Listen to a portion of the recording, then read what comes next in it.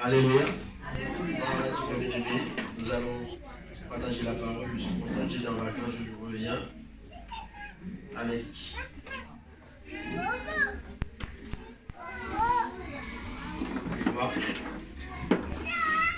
vous remercie les frères et sœurs qui ont mérité dans la prière. Alléluia. Et on a passé un très bon séjour en Italie. À la grâce de Dieu. Et ce matin, nous sommes là pour partager la parole. Je vais juste continuer avec la série sur la prière. Je sais qu'il y a eu 2 ou 3 messages en cours depuis le début de cette série. Mais là, ce matin, nous allons continuer. Nous avons commencé à étudier la prière. Nous avons vu que la prière, c'est quelque chose de très important dans la relation de l'homme avec Dieu. Et nous avons vu que Dieu, il est souverain, mais par la prière, il a donné une responsabilité à l'homme. C'est-à-dire que malgré la souveraineté de Dieu, Dieu par la prière donne à l'homme la possibilité de pouvoir influencer les choses ou certaines choses qui se passent, qui arrivent. Amen. Et nous avons vu dans l'Ancien Testament, parce que nous avons adopté une méthodologie assez simple, c'était de démarrer dans l'Ancien Testament, de regarder comment des hommes qui ont marché avec Dieu, comment ils ont utilisé la prière. Et dans quelles circonstances? Et quel a été le résultat?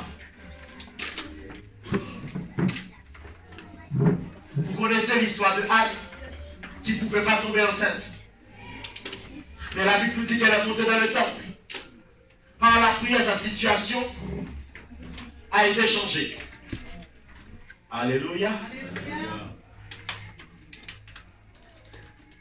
Nous avons vu l'histoire du roi Ézéchias. Nous avons vu pas mal d'exemples sur la prière. Mais ce matin, nous allons voir dans le Nouveau Testament.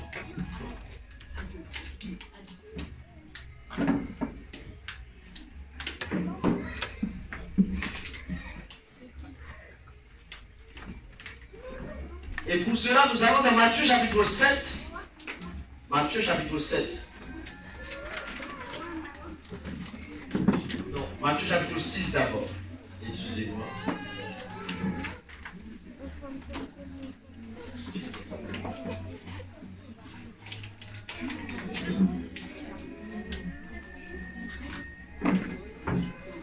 Je vais lire rapidement pour vous à partir du verset 5. Suivez avec moi. Vous connaissez déjà les textes.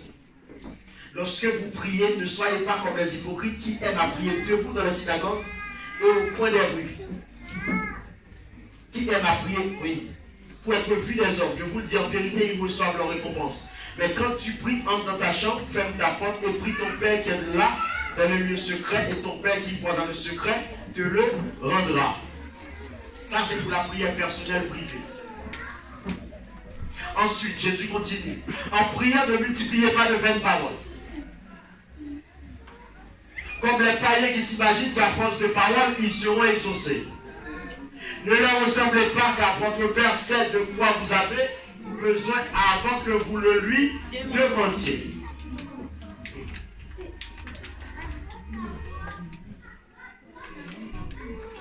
La Bible, ce que Jésus veut nous apprendre, c'est de savoir prier avec précision.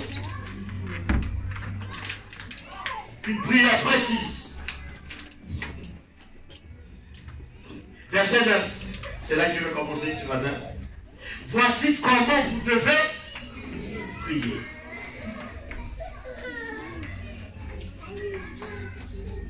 Notre Père qui est ce matin, je veux démarrer avec cette question. Quelle est la différence entre Dieu et Père?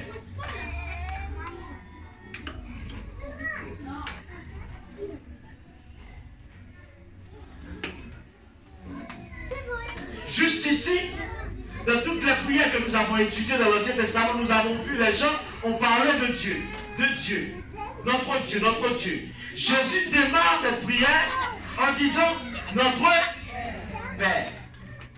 Il y a un changement. C'est le passage de Dieu à Père.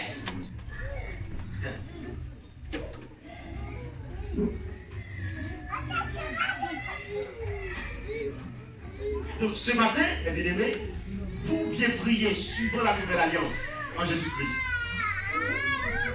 il faut avoir la révélation du Père. Autrement dit, seul le Fils est capable de prier le Père.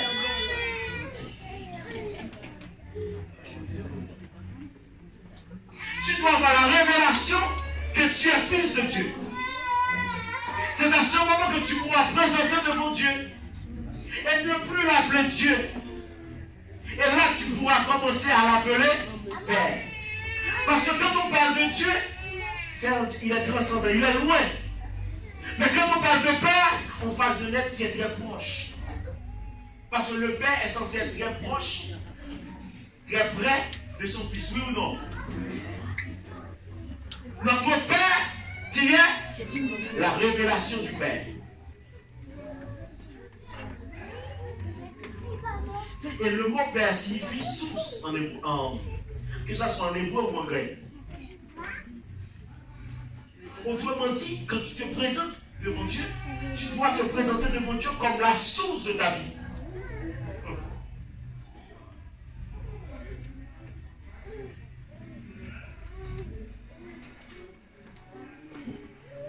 Tu dois avoir la révélation que tu es fils de Dieu.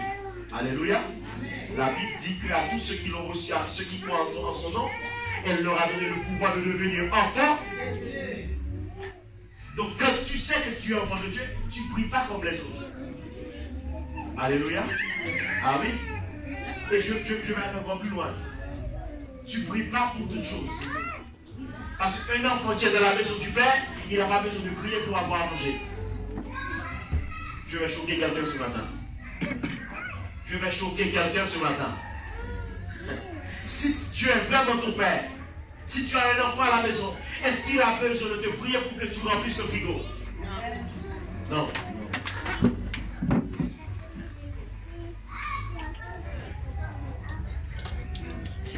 Alléluia.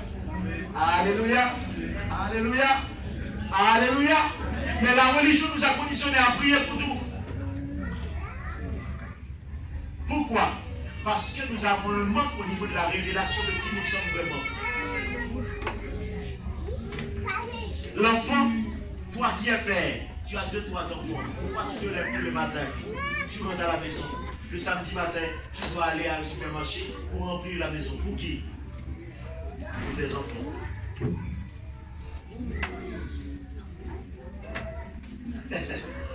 Alléluia. Toi qui es un père naturel, limité, tu sais faire cela, mais à plus forte raison Dieu. Amen. Amen.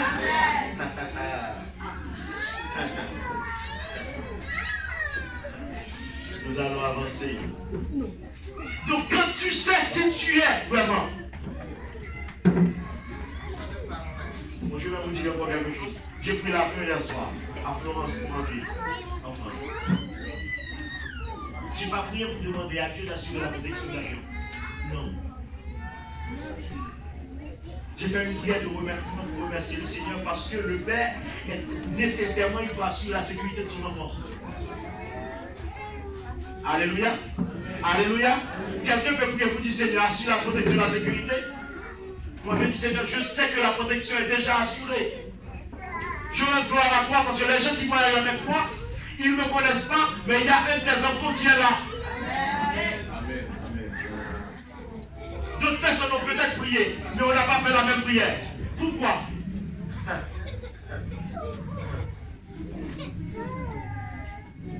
Parce que je sais qu'il est mon père. Je suis son enfant. Je n'ai pas besoin de prier pour qu'il assure ma sécurité. Alléluia. Je parle à quelqu'un ce matin. Amen. Alléluia. Amen. Notre Père qui est ton enfant va sortir dans la rue, il y a une voiture qui arrive. Est-ce qu'il a besoin de crier pour que toi tu attrapes le bras? C'est un réflexe de Père. Et la Bible dit Dieu est notre Père en Jésus-Christ. Tu vas changer de façon de prier. Alléluia. Ah oui, tu vas commencer par lire la Bible, relire la Bible. Pour découvrir qu'est-ce que la Bible dit au sujet de l'enfant de Dieu. Qu'est-ce que la Bible dit au sujet de ceux qui croient en Jésus-Christ. Gloire à Dieu. Notre Père qui est au ciel. Au ciel.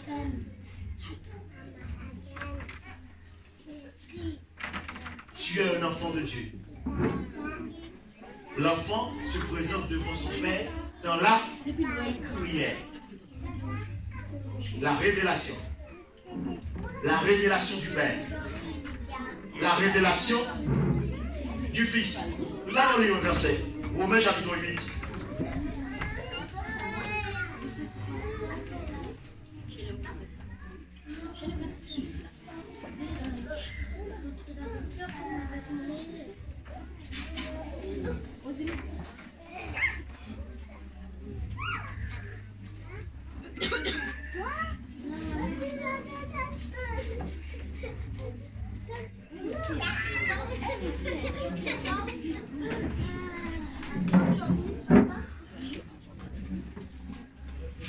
Verset 28, je vais commencer à lire.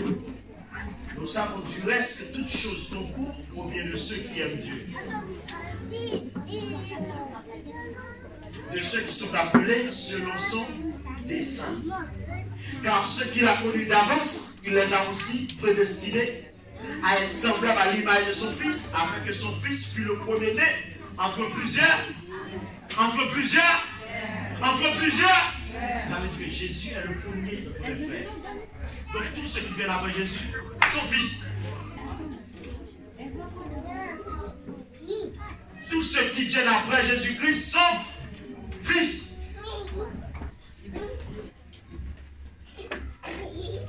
Donc toi ce matin qui acceptes Jésus, tu es Fils.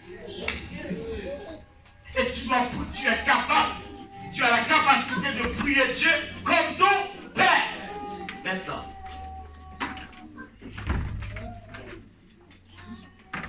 Donc c'est même pas Dieu qui va prier, c'est ton Père maintenant. Alléluia. Ah oui.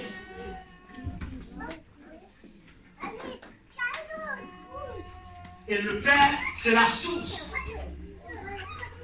Quand tu te présentes devant Dieu, c'est la source de toute ta vie. Voilà pourquoi il n'y a aucun domaine qui échappe à la prière. Alléluia. Alléluia. Aucun domaine de ta vie ne doit échapper à la prière. Et maintenant, tu dois comprendre que quand on est fils, on a des droits et des privilèges. Alléluia. On a des devoirs et des obligations dans la maison. Oui ou non? Alléluia.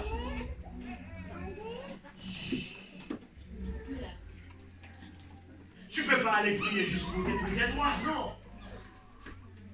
Tu fais tes devoirs, tu réclames tes droits. Alléluia. Tu es dans la maison, il y a des règles. À partir du moment où tu respectes des règles, tu peux réclamer tes droits. Alléluia. Alléluia. Mais la religion nous a conditionnés à prier pour tout. La personne était fidèle, mais elle va quand même prier.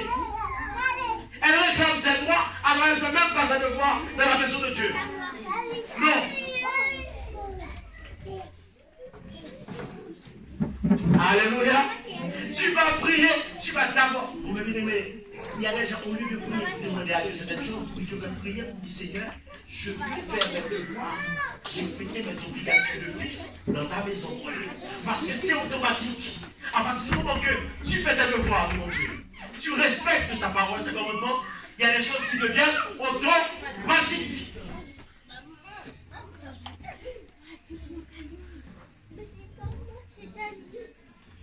Alléluia.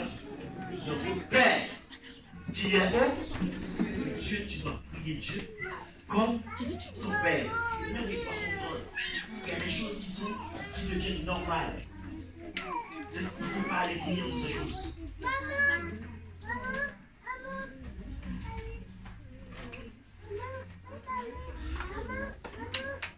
Mais il faut avoir la révélation de qui on est vraiment en Christ. Parce que Jésus est le premier-né d'après les frères. Aucun homme, aucune femme ne peut se présenter Dieu en dehors de Jésus-Christ. tu ne seras même pas reçu. Parce que la Bible dit Jésus a le chemin. Amen. Si tu prends un autre chemin, le chemin, il n'est pas vrai. Parce que lui, il est le premier-né dans plusieurs frères. Et maintenant, nous sommes tous fils. Voilà pourquoi nous pouvons prier Dieu comme notre Père. Gloire à Dieu. Oh, je crois qu'il y a quelqu'un à partir de ce matin, sa prière va changer. À partir de ce matin, tu vas faire le tri dans tes prières. Tu vas relire la Bible pour voir ce pourquoi tu dois prier et ce pourquoi tu perds ton temps à prier. Alléluia. Alléluia. Alléluia. Ah oui. Tu vas voir tes droits. Alléluia. Tu vas chercher à connaître tes droits. Et tu vas chercher à connaître tes devoirs. Il n'y a pas de droit sans devoir. Amen, amen, amen, amen. Amen. Un citoyen français a le droit de vote. Il doit payer ses impôts. Oui ou non? Oui ou non? Oui ou non?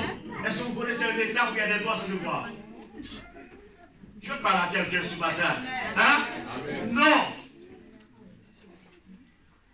Donc si tu as des droits, tu as des devoirs. Eh bien aimé, je peux passer des dimanches à enseigner que sur la révélation du Père et du Fils. Je m'arrête là. Et sur la prière. Mais tu dois prier Dieu comme ton Père. Parce que même les démons paniquent. Quand ils voient un homme qui prie, un homme est en train de prier Dieu comme son Père. Les anges n'arrivent pas à comprendre ça. Même les anges ne sont pas capables de prier Dieu comme le Père.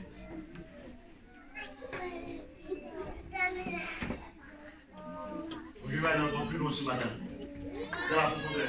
Est-ce que dans la Bible, vous avez déjà vu un ange prier?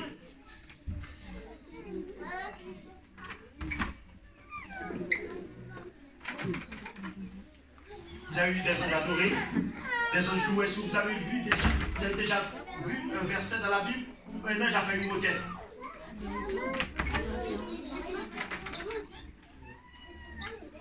Je suis tenté de vous dire que la prière est humaine. Alléluia. Alléluia. Alléluia. On peut aller à l'eau profonde ce matin. De Genèse à Apocalypse. J'ai été voir dans le livre de Job pour voir si Satan avait prié. Quand Satan est venu, quand la fils de Dieu se sont présentés, Satan est arrivé. Est-ce qu'il avait fait une requête? Mais il n'avait pas demandé, c'est Dieu qui lui a dit. Bon, maintenant, tu penses que Job me sert à cause d'un pour des raisons matérielles? Tu peux. Je te donne la permission, fais telle chose. Alléluia. Alléluia. Nous avançons ce matin. Gloire à Dieu. La prière. Deuxième. Toujours dans Matthieu 7. Ah, il est déjà 2 heures. Un deuxième petit point. Gloire à Dieu. Matthieu 6. Que ton nom soit sanctifié. Que ton nom soit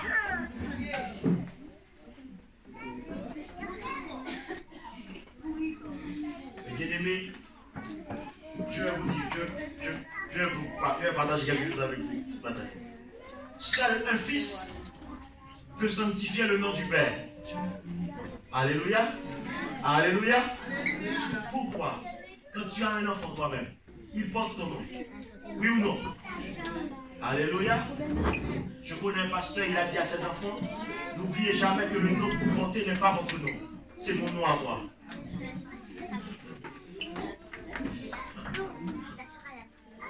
Alléluia. Pourquoi il dit ça à ses enfants? C'est pour que ses enfants n'aillent pas faire de mauvaises choses. Parce qu'aucun homme ne porte son nom.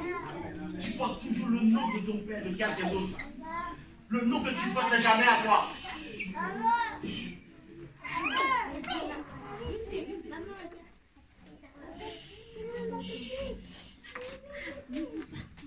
Donc quand la Bible dit que ton nom soit sanctifié, ça veut dire que tu es fils de Dieu, tu portes le nom de Dieu. Alléluia. Maintenant, à toi de faire attention pour que le nom de Dieu ne soit pas sali dans ta vie. Je parle à quelqu'un ce matin. Amen.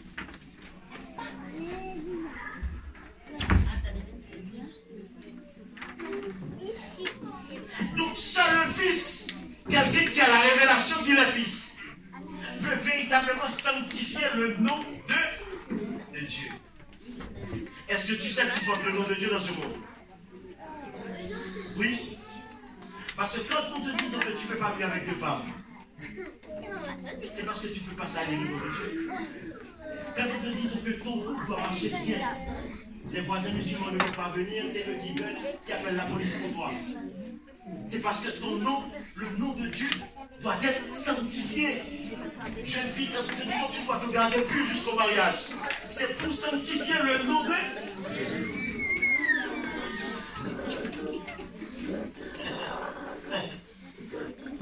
Alléluia. Alléluia. Parce que nous disons que ton nom soit. Ça veut dire, à partir du moment que je suis fils de Dieu, je porte le nom du Père. Tout fils porte le nom de son Père. Voilà pourquoi tes parents t'ont donné un prénom. À côté du prénom, ils ont rajouté le nom de famille. Hein? Que tu viens de la famille de Dieu, accepté en Jésus-Christ, adopté en Jésus-Christ. Maintenant, tu portes le nom de Dieu. À toi maintenant de sanctifier. Bon, nous ne pouvons même pas sanctifier ce nom véritable. Mais nous devons reconnaître par nos comportements, notre façon de faire, la sainteté du nom de Dieu. Parce que nous n'avons pas la capacité de sanctifier véritablement le nom de Dieu. C'est Dieu lui-même qui nous donne la capacité maintenant de vivre une vie correcte devant sa face. Alléluia. Que ton nom soit sanctifié. Que ton nom soit sanctifié.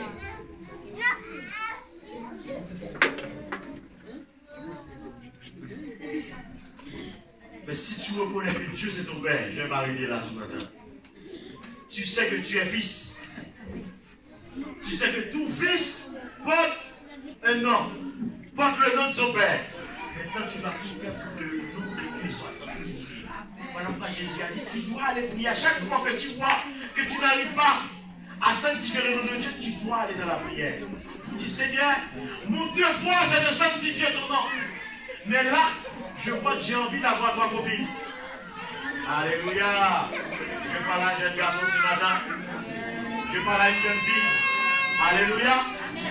Oui, à chaque fois que tu sens que tu n'arrives pas à sanctifier le nom de Dieu, tu as besoin de prière.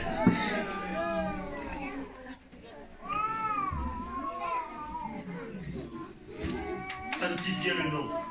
Porter le nom de Dieu dans ce monde. Et c'est quelqu'un qui veut porter le nom de Dieu dans ce monde. Porter le nom de Dieu dans ce. Porter le nom de Dieu dans. Voilà, frère, garçon, tu vas tout faire pour te marier. Parce que même parmi tes collègues de travail, eux c'est 45 ans, 50 ans, j'ai mon copain, cheveux blancs, j'ai mon copain. Toi-même, tout jeune avec tous tes cheveux tout noirs, tu dois parler de ta femme. Amen. À table, à la cantine. Tu vas faire la différence à table, à la cantine, pendant que tu manges avec eux, toi-même, pendant qu'ils parlent de copain. 55 ans, copain. Toi-même, alléluia. Alléluia. Alléluia. Tu vas sanctifier le nom de Dieu. La différence, même il faut se rendre compte que tu ne mènes pas la même vie.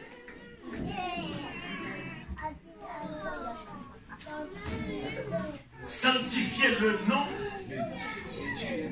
Parce que mes bien-aimés, la personne n'est pas mariée, toi-même n'es pas marié, mais tu lui parles de l'église tout le temps. Tout le temps, tu lui dis que tu vas à l'église, tu lui dis, vous menez la même vie.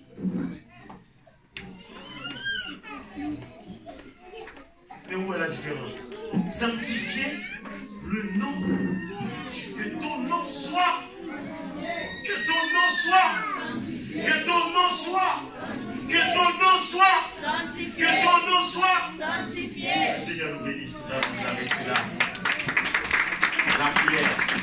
Est venue ce matin. Le monde ensemble, nous allons prier très rapidement pour terminer. Nous allons continuer avec la série sur la prière. Et je veux ma prière pour toi ce matin, c'est que le nom de Dieu soit sanctifié dans ton travail. Alléluia.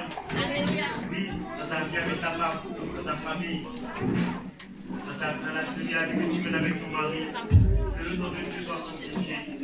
Amen. Amen. Ce matin, oui. Alléluia.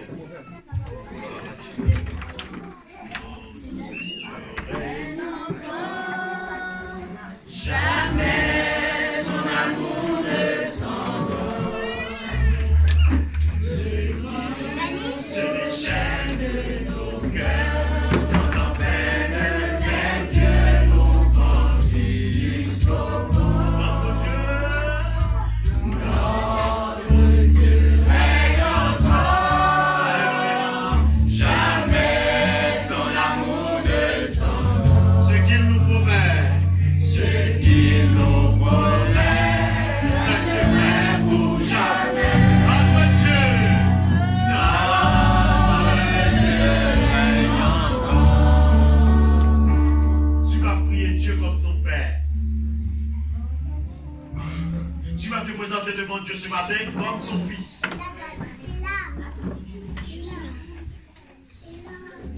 Et tu vas prier pour que le nom de Dieu soit sanctifié dans ta vie.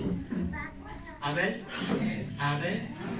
Oui, que le nom de Dieu soit sanctifié. Dans le rapport que tu as avec ta propre femme, que le nom de Dieu soit sanctifié. Dans ton rapport que tu as avec tes propres enfants, bien-aimés, tes enfants sont capables de t'empêcher de sanctifier le nom de Dieu. Ils peuvent t'énerver à tout moment. Alléluia. Alléluia. Mais je suis parent, je parle. En connaissance de cause. Oui, un collègue de travail.